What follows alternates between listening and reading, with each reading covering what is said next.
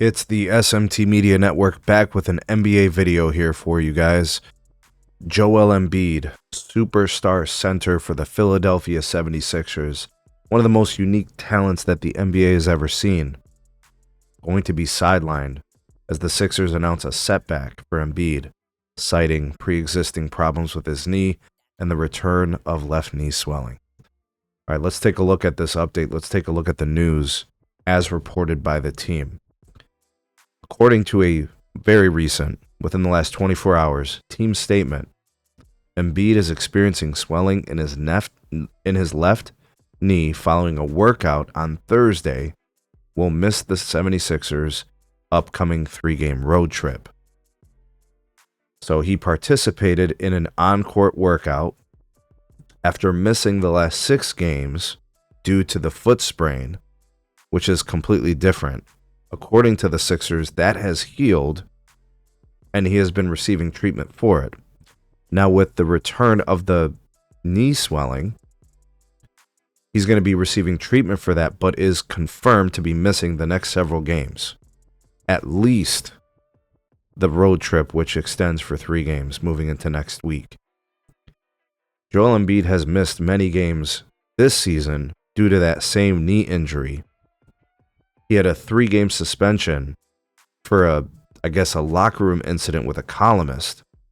He had a sinus fracture, and then I guess the foot sprain, dating back a few weeks ago. I think some important things need to be mentioned about Joel Embid and his career. Joel Embid, from the very beginning of his career, has struggled to stay healthy. Some things can be viewed as freak accidents. Some things are just unavoidable, right? They just happen. It's part of playing NBA basketball.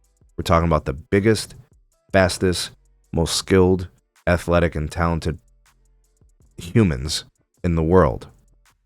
NFL players, NBA players, they're amazing, right, in physical stature and to still move the way they do, right?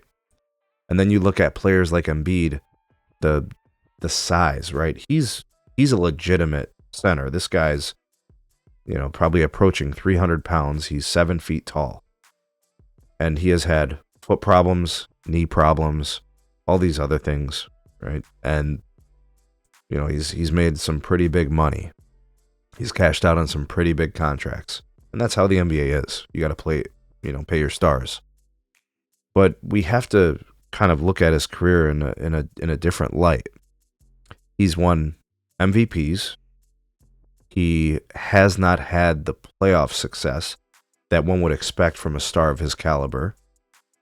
And it leaves people, unfortunately, wanting more and expecting more. I don't know many people who approve of players missing time for load management.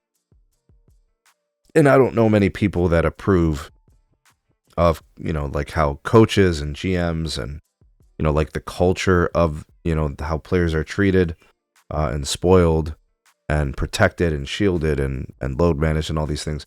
It's not ideal. It impacts the quality of the games because players don't play as much. You don't see the urgency for them to get on the floor. Unfortunately for Embid, there have been times where he has toughed it out and played through his knee injuries, and he's re-injured his knee. And there have been times where he just basically sat out games. The organization has set precautions, and sometimes we just think he doesn't want to play, and there may be truth to that at times, right? Like, these things can all be true, and I think that's what it is with Embid. We have an injury-prone, freakishly talented NBA center who, people have questioned his commitment to, fitness, readiness to play, inability to play back-to-backs. There's so many things, but I think how this boils down, this is an injury-riddled star player in which NBA fans are always going to question his drive, his desire to play, his drive and desire to win, his commitment to his craft, because of everything that has happened over the last several years. We can't put Joel Embid's career into one game, into missing one trip. That's not what this is about. This is a conversation.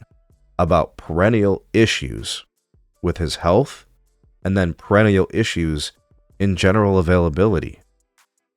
Joel Embiid's career is, to this point, marred by injuries.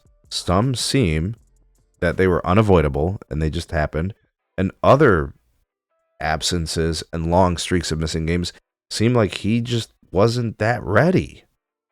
And, you know, the load management and all these other things.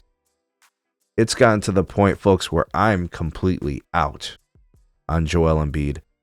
I don't even really think about Joel Embiid anymore when I think about the greats in the league, because he is so unavailable and he's never playing. So when I think of the great bigs in the league, he's out of my mind. I think of Joker, obviously that comes to mind. I've seen what Cat's done thus far in New York, and of course for the duration of his career. But those guys play. They're available night in and night out. And, you know, you could say it's bad luck, but like, it has not always been about bad luck with Embiid. Some of it has been lack of care. Some of it has been carelessness. I mean, sometimes I question the way he's always falling down to draw fouls and to fade away and all these other things. I just don't get it. Those things. Some of the injuries are legitimate, and I get being careful and all those things. But it's all of that with Embiid. It's complicated, it's muddy, it's ugly. And unfortunately for his career, this is what his career is going to be characterized as. Now, if he comes back, wins an MVP, and then like wins championships and stuff, then we can overlook a lot of stuff. But as of right now, the fruits are not being bared.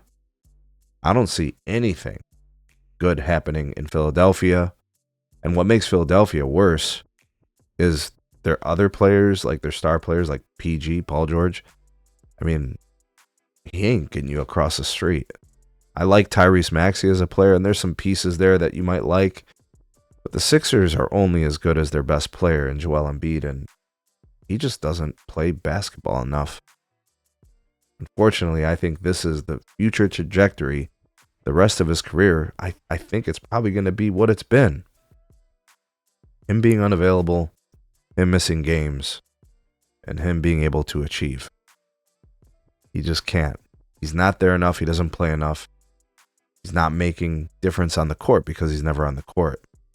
His inability to play in NBA games and be available in NBA playoff games keeps him away from being one of the greats. His career is going to go down as a complete underachievement and one of the biggest what-ifs of NBA history.